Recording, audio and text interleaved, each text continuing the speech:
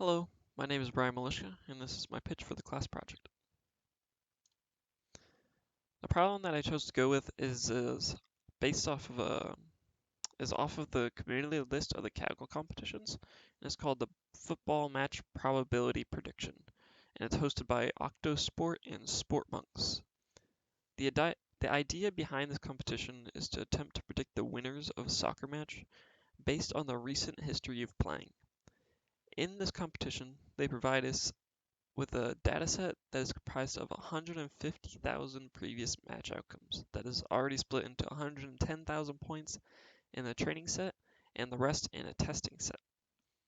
For this competition, I will be scored based off of the log loss of my testing prediction, meaning it will measure how quality each prediction is. I chose this competition because I've loved soccer my whole life and I played it a lot when I was younger and enjoyed watching professional soccer as of recently, and thus, once I saw this competition, it popped out to me in the list of all the competitions.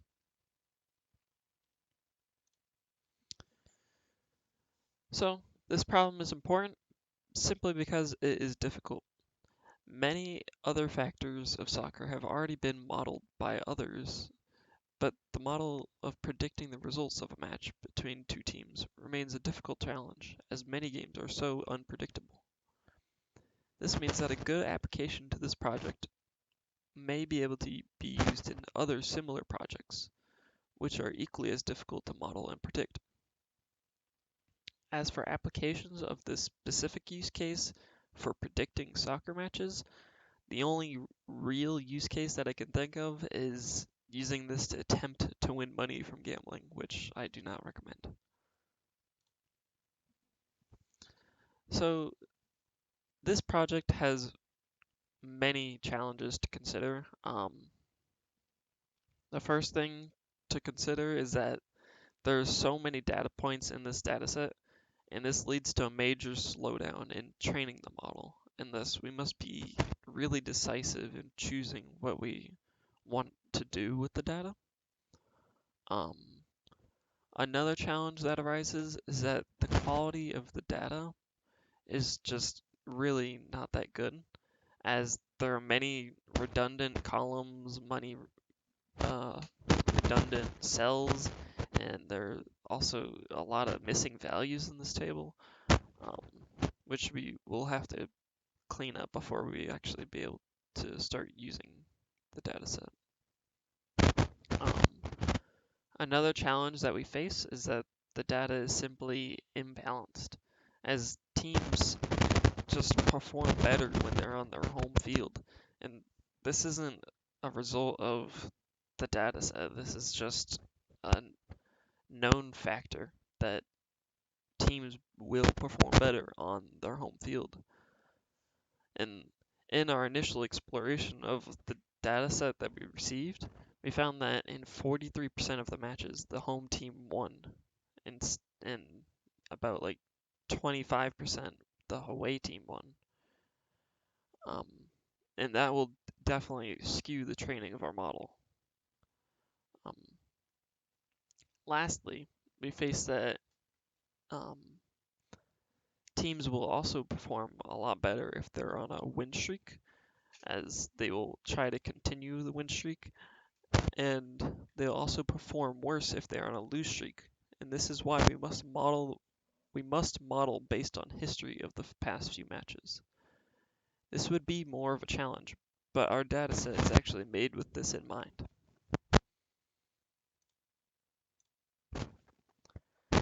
The essential task that we face in this competition is classification. We need to be able to classify each match as being won by the home team or the away team, or it ending in a draw. The one thing we need to do, or the first thing that we need to do, is handle the missing data. This can be done by either simply deleting the data or filling them in the missing values. Um, we considered um, we considered would be a viable option, but as we research this further, we I decided that we have so many um, missing data points that it would delete a really good chunk of data, and it would create a bias in our model, which and the bias is because there's a reason that um, a lot of these cells are not filled, as teams have not played um, 10 matches, which we'll see the columns later, but it'll explain why many of the cells are also not filled. Um, we cannot use mean to fill in these missing values because the mean is meaningless in most of our columns, as some of the columns are actually just the date, and the mean date would not really help us very much. Um, the last two options to handle missing data are actually quite viable, which we will explore into using, and we'll also just test using both of these methods. The last task that we need to do in this competition is to train the model, and I need to figure out which model would work best for this competition. I first believe that the random forest would work quite well, but it simply will not, as teams will do perform better in a streak, in a win streak, and thus a random forest has no memory in order to be able to carry one win to the next win and to the next win. However, a neural network or an LSTM will actually be able to um, remember these wins for future predictions, and more specifically, a recurrent neural network. So for our pipeline so far, um, I plan on exploring different methods for both filling the missing data points and exploring different models. However, I believe that the option of filling out the points using last observation carried forward is the best idea so far, as many factors tend to carry forward with these games, as such as wins and win streaks and losses and lose streaks, and coaches actually stay with the team for quite a few games before they actually leave the team. Um, and for modeling, the competition description on Kaggle actually recommended to use LSTM for modeling. Um, I believe this to be a good idea in the first place, so it probably will perform the best, but I also wish to explore using a neural network for this project as well, just be, just to see how it measures up to an LSTM. So this is the columns of the training data. We have the columns being the ID of each match, the target meaning which team won, the home or away or a draw, and then we have the home and away team names, the date that the match took place, what league the match was played in, along with an ID. Then we have a Boolean field called isCup, as some teams do perform better in cups than other teams. Um, and then we have an ID of a coach, which will simply play as a holding. It'll just be a holding value for remember what coach coached that game. And then the rest of the columns are our history columns, which if a team hadn't played 10 matches yet, there will be missing values in that field, which is why we have so many missing values in this data set. But for these columns, we have um, 10 columns for each of these for home and away, so 20 columns for each point being brought up. And that's the team history match date, the team history if they're playing at home, their home field, the team history if it's a cup, the team history if the total amount of goals, um, the team history opponent goals, so how many goals that the opponent scored on the team in question, um, the rating of the team and the opponent's rating, um, and then the coach ID again, and then the league ID again. So adding all of these columns up, we get 190 columns, which is a lot. And that actually brings us to 28.5 million cells in just the training set of this competition.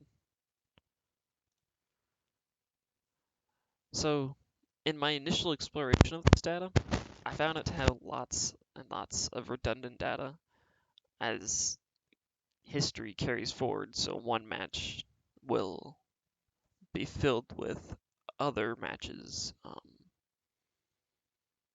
history. And these points can't be used in training very well because it'll skew the data. I feel that there's also many unusable columns that won't be very helpful in training, such as the data point ID, the match date, the league name, and the ID, um, as I feel like these won't really provide any useful insights into a decisive winner. So far in my exploring, I have attempted to use um, a random forest, which only met me with bad results. As I wasn't really handling any of the data, the noisy data, and I wasn't really processing the data very well.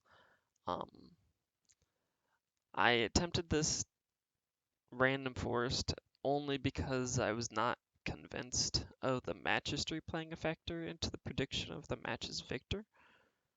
So I used this random forest simply just to prove that I was wrong, um, and that the Kaggle people were um, the Kaggle sponsors were wise in their LSTM and their insights into the data set. So for the data processing, my data definitely cannot be fed directly into the machine learning algorithm. Um, I will need to do a lot of pre-processing on this data before I can actually use it. Um, I don't need to collect any more data, as I do have a lot of data to work with, and I don't think collecting any more would benefit me at all, and actually I don't think I'm able to collect any more as the data extends far back and there's no soccer matches into the future so far.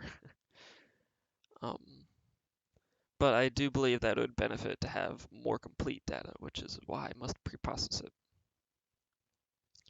I plan on dropping any columns that seem redundant or will not be useful for my training at all, and filling in any missing cells in my dataset with the last observation carried forward. These steps will lead to an improved data quality, and only then will I be ready to build my model. Well, I hope you liked the presentation, and thank you very much for listening.